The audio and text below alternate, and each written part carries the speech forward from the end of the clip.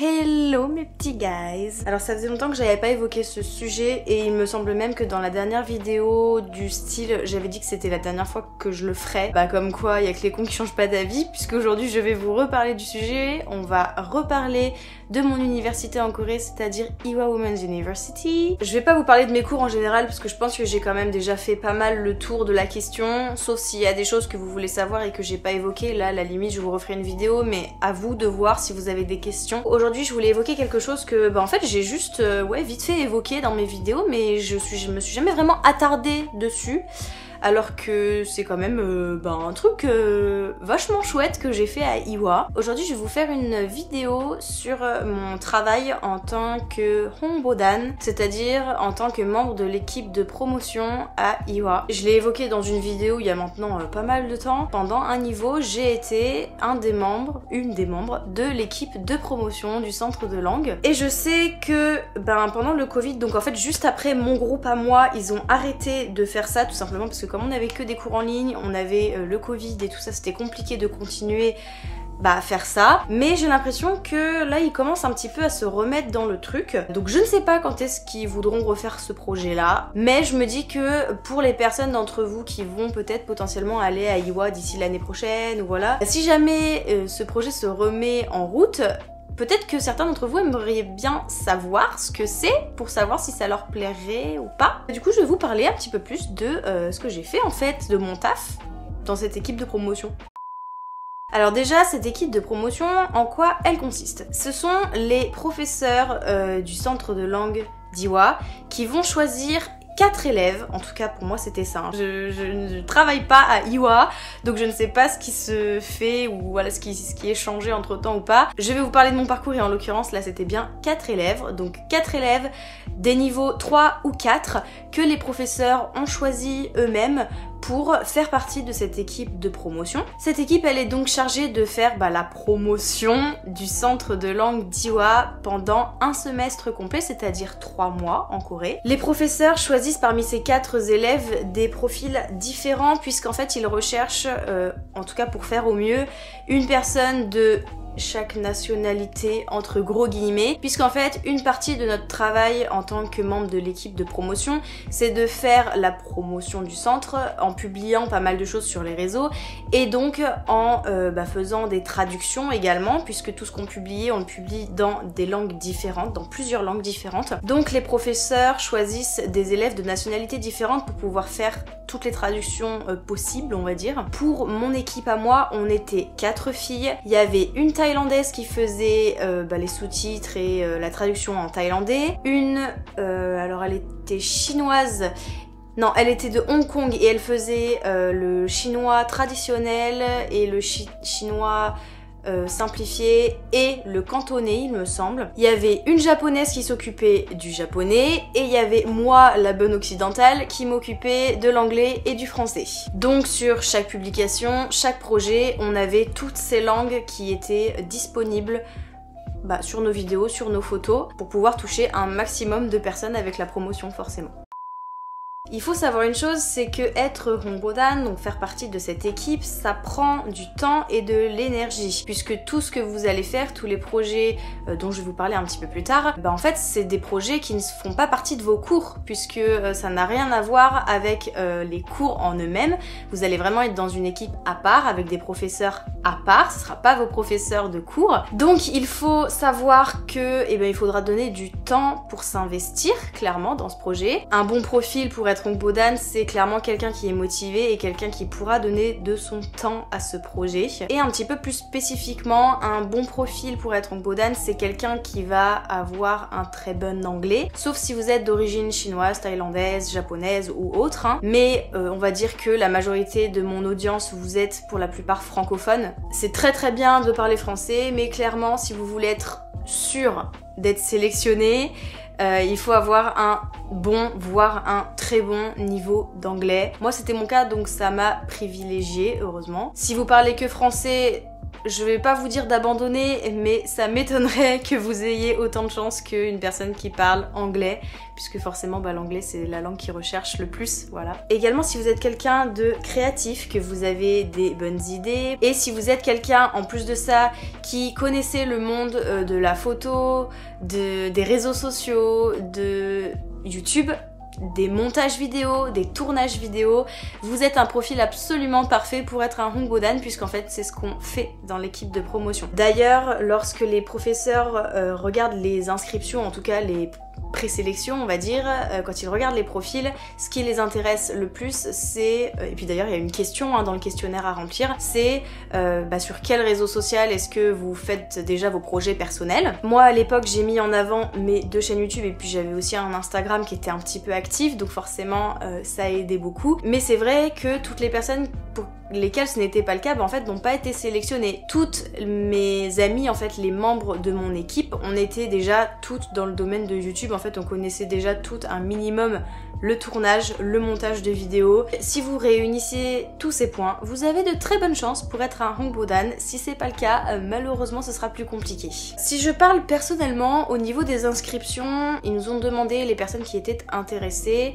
de remplir questionnaire, voilà, de s'inscrire entre guillemets. Et on a eu les résultats, je crois, quelques semaines après, si je dis pas de bêtises, à la fin du semestre, une fois qu'on a eu nos diplômes en fait. C'est juste avant mes grandes vacances en fait que j'ai su que j'allais faire partie de l'équipe de promotion. On a fait d'ailleurs une petite réunion en ligne, je vais vous mettre une photo vite fait, elle est horrible la photo, mais enfin bref, c'était un beau souvenir quand même. On a fait un petit peu connaissance avec nos professeurs, enfin en tout cas les professeurs qui allaient s'occuper de nous, et les autres membres, parce qu'on se connaissait pas trop. J'ai eu la chance quand même que dans mon équipe il y avait une fille qui était de ma classe, donc en fait dans ma classe on était 2 personnes sélectionnées.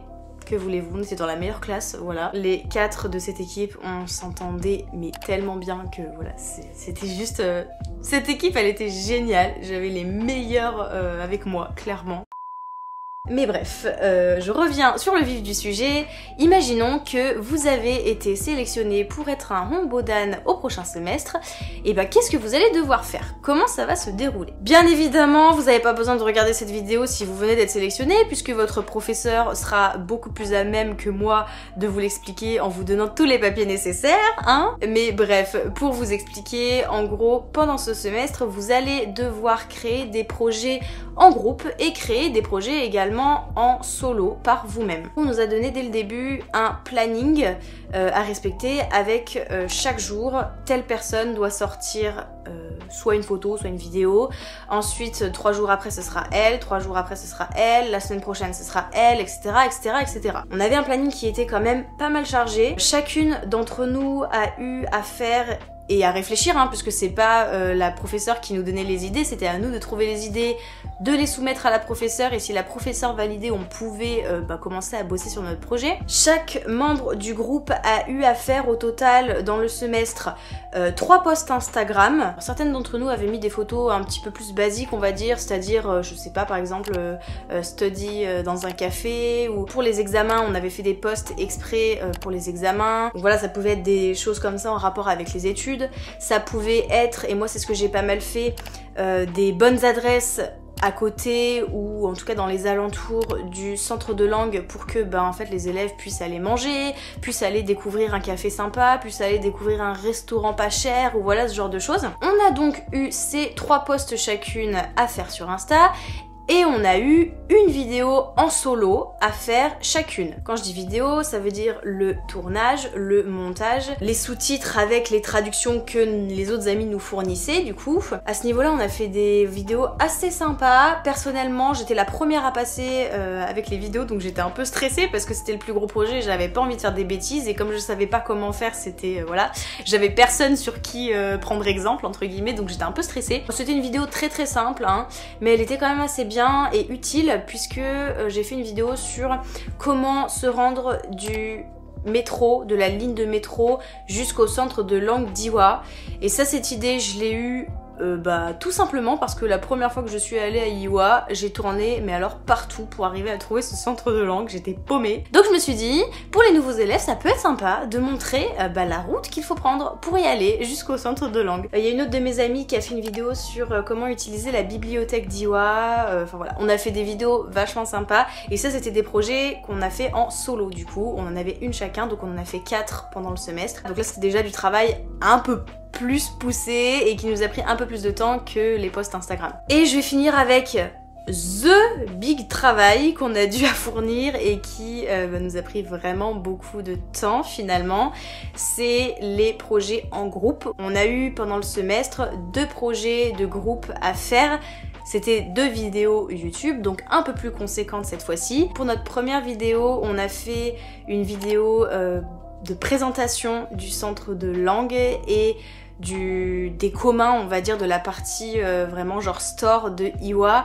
En gros, là où les élèves étrangers vont venir pour étudier le coréen, clairement. Et le deuxième projet qu'on a fait, c'était là pour le coup un espèce de Q&A entre guillemets, puisque on s'est filmé nous en répondant à des questions que potentiellement les autres futurs élèves pourraient se poser un jour. Pareil, tout ce qui est caméra et tout ça, c'était notre matériel à nous, on n'a pas eu, enfin voilà, ils nous ont pas fourni caméra ou quoi que ce soit, donc on venait vraiment avec notre matos. Donc ça c'est vraiment tous les projets qu'on a menés à bien pendant un semestre.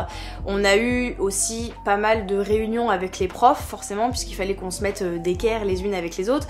On avait un groupe sur Kakao Talk exprès où on communiquait clairement tous les jours pour se donner des informations ou se mettre au courant des futurs projets à venir ou des idées qu'on avait, voilà, etc. Et on a eu aussi également une petite cérémonie vraiment très très chouette où on a eu un diplôme spécial en tant que membre de l'équipe de promotion d'Iowa. Donc moi je n'ai pas qu'un seul diplôme trop beau en velours et tout ça, j'en ai 2. C'était une cérémonie un peu particulière où il y avait que les profs, le président du centre de langue et le directeur et tout ça, enfin genre des gros bonnets quoi, clairement. Il y avait également pour chaque niveau l'élève qui avait fini en première position au semestre d'avant, tous les premiers de la classe en gros, clairement. Donc il y avait 5 élèves et il y avait du coup nous 4 avec mes potes et on nous a donc décerné un petit diplôme particulier pour l'équipe de promotion. On a pris cette photo avec le directeur et avec mes profs et avec mes potes. C'était hyper chouette, c'était une très très bonne expérience, même si ça m'a pris beaucoup de temps parce qu'en plus on était en cours en ligne à cette période-là et du coup en fait je n'allais plus en cours, donc c'était tout à la maison et j'en avais profité du coup pour déménager, donc j'étais plus sur Séoul, j'étais à 1h30 en métro de Séoul, donc à chaque fois qu'on avait un meeting, qu'on avait un tournage à faire ou quelque chose, il fallait que je vienne et que je fasse l'aller-retour en fait, donc j'avais 3 heures de métro à chaque fois. C'était clairement pas reposant, mais c'était une des meilleures expériences. Clairement je regrette tellement pas d'avoir fait partie de cette équipe là, c'était mais génial. Alors est-ce que si on vous le propose je vous le recommanderais? Je vous dirais qu'il faut savoir peser le pour et le contre, parce que pour moi ça a été une expérience hyper enrichissante parce que j'étais dans ce monde de YouTube et que donc ça me faisait une petite reconnaissance et une petite expérience de plus en fait. Mais c'est vrai que si pour vous le travail de édition de vidéos, montage, tournage et tout c'est pas vraiment votre hobby principal, je vous conseille pas de vous rajouter ça en plus des cours, puisqu'il faut quand même pas oublier qu'on fait ça au niveau 4, donc c'est-à-dire un des niveaux où ça commence à vraiment charbonner. Donc clairement si vous hésitez et parce que vous avez peur de mettre trop de temps là-dedans et que vous avez peur de rater votre semestre, de rater vos cours, je ne vous conseille pas de faire ça. Par contre si comme moi vous pensez que ça peut être un épanouissement, clairement foncez, mais vraiment. Au pire des cas vous ne serez pas sélectionné, mais c'est pas grave. C'est pas grave, vous aurez tenté. Je pense que j'ai dit à peu près tout ce que j'avais à dire sur mon parcours en tant que Hongpodan. En soi, c'est pas hyper long à expliquer, mais c'est vrai que j'en ai jamais parlé plus que ça, et pourtant c'était quand même quelque chose, enfin, qui pour moi était hyper... genre, j'étais tellement fière de faire partie de cette équipe. N'hésitez pas, encore une fois, à aller voir ces projets, tout est dans la description, donc allez faire un tour sur la chaîne du centre de langue, sur la chaîne YouTube, sur le compte Insta. Moi, je vais devoir pas tarder de partir, donc je vous laisse. On n'oublie pas le like et l'abonnement. Moi je vous retrouve la semaine prochaine dans une nouvelle vidéo et en attendant je vous fais d'énormes bisous. Mouah.